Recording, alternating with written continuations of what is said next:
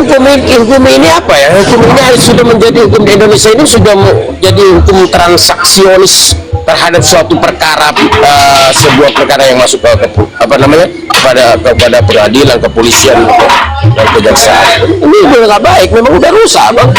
Ya bukan hanya soal Vina aja sebenarnya, udah banyak yang begitu. Kalau mau jujur, mau terbuka, rasanya tidak ada alasan terlalu banyak laporan masyarakat sementara personilnya sedikit. Nggak ada alasan. Ya kalau umpamanya memang perkara pidana yang dilaporkan tidak terbukti, kau itu hambat-hambat, kau itu lama-lamakan, masuk lagi laporan-laporan lainnya, akhirnya apa, terbengkalai semua. Nggak usah banyak mikir ya. Kan polisi itu hanya untuk menemukan suatu peristiwa hukum, bos.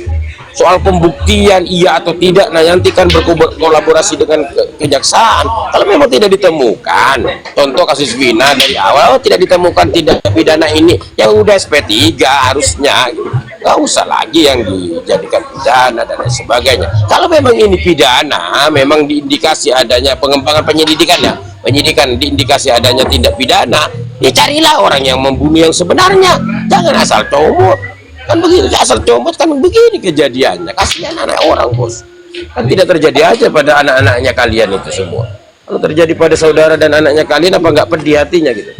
Lebih-lebih daripada PKI itu.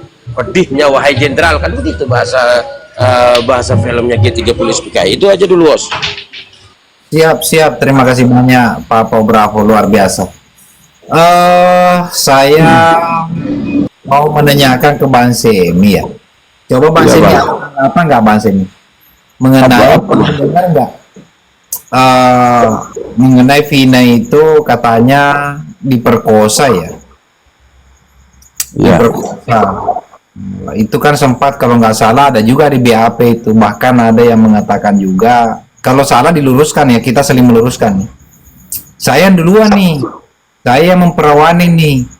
Pernah dengar nggak Bang Semi? Tetapi ada apa ya sampai tidak bisa diungkit ke, maksudnya ini hasilnya tidak dipublikasikan. Ada narasi nggak Bang Semi mengenai hal itu? Pernah dengar? Kalau saya ya Bang, artinya kalau saya enggak. Tapi kalau melihat dari gelagatnya Bapak Rudiana sampai kemarin nggak mau datang ke Sumpah Pocong, saya sampai saat ini saya masih lebih ini bahwa anaknya nggak mati. Karena itu saya pernah buka Komal dengan judul dengan tema ini adalah Sambo Jilid 2, kasus Vina adalah Sambo Jilid, kasus Cirebon adalah Sambo Jilid 2. Itu yang pertama. Yang kedua, kenapa saya bilang itu, dan saya juga pernah ini bahwa bongkar makamnya si anaknya itu supaya baru kita bisa tahu jelas kenapa saya ini begitu. Karena begini Bang, kalau menurut saya Vina ini sebenarnya target tunggal kalau menurut saya. Artinya kenapa saya bilang target tunggal? Kalau seandainya betul anaknya nggak meninggal, mungkin Vina mengetahui sesuatu. Makanya Vina ini sebenarnya target tunggal. Jadi ini adalah rekayasa, ini adalah bagian daripada sesuatu yang ini supaya kelihatan bahwa oh anaknya juga ikut meninggal di sana, tapi sebenarnya bukan. Jadi Vina, kalau menurut saya, kalau untuk pemerkosaan ya, kalau menyangkut dengan pemerkosaan Bang, ya namanya malam itu ya, kalau ikut kesaksian terakhir dua sahabat Vina itu perempuan, bahwa dia pengakuannya dia pergi untuk bertemu, dan kalau memang kasus ini pembunuhan, bagi saya memang ada pemerkosaan karena sesuai juga dengan yang memandikan jenazah. Pengakuan dari si ibu yang memandikan jenazah bahwa di badan tidak ada luka tusuk ya, tapi bagian vaginanya ada cairan. Nah, itu menjadi pertanyaan besar itu. Ya. Betul, lanjut. Karena itu bagi saya Vina ini sebenarnya korban tunggal. Entah itu ini, tapi bagi saya Vina korban tunggal. Dan saya sampai sekarang saya nggak yakin kalau si yang meninggal itu si si anaknya Rudiana.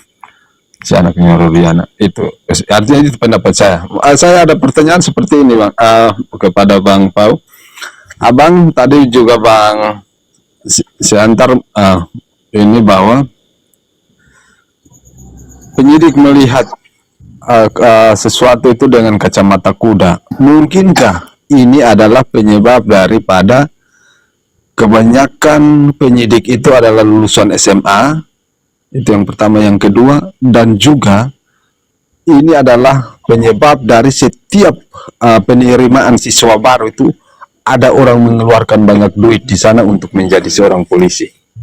Mungkinkah seperti itu Bang, sehingga penyidik-penyidik yang melakukan penyelidikan awal sebuah kasus itu banyak membuat hukum itu carut marut seperti tema abang kita pada malam ini. Mungkin itu pertanyaan saya Bang. Oke Silakan. Bang Semi, siap, terima kasih. Nanti dijawab ya sama Pak Pobraho, biar beliau dulu ngopi, minum, ngebako karena beliau tadi barusan berapi-api. Bang Semi ya, ditunggu saudaraku Ya, ya. Nah, Oke, Bang. izin. Ada Abang lapor juga, di sini. abang juga kalau merokok jangan terlalu ini, nanti ketelan asap jantungnya rusak. Lihat dong. Ada, siap. Terima kasih saudaraku. Bang Iya. Lapor sudah bergabung kembali bersama dengan kita. Cuma pertanyaan saya masih menggelitik di situ karena ini kontradiktif, saudaraku lapor pers. Kontradiktifnya begini. BAP itu menerangkan jelas bahwa ada pendarahan. Berarti ya almarhumah pecah lah begitunya. Terus banyak katanya oli samping, oli mesin yang berhamburan di paha. Tetapi dengan kesaksian Mega mengatakan dia bukan bocor begitunya, tapi dia memang memakai dia meminjam swab test saya. Mungkin bahasanya saya nggak tahu bisa menarasikan kemana, intinya swab test lagi pinjam begitu. Menurut Bang Lapor Pers, kira-kira yang mana yang benar kalau menurut Lapor Pers? Izin kita berasumsi nih, kita berasumsi karena ini masih jadi perdebatan di warung kopi juga, saudaraku. Ada tanggapan nggak?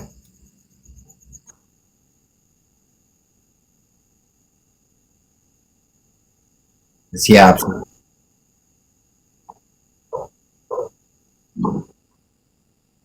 siap.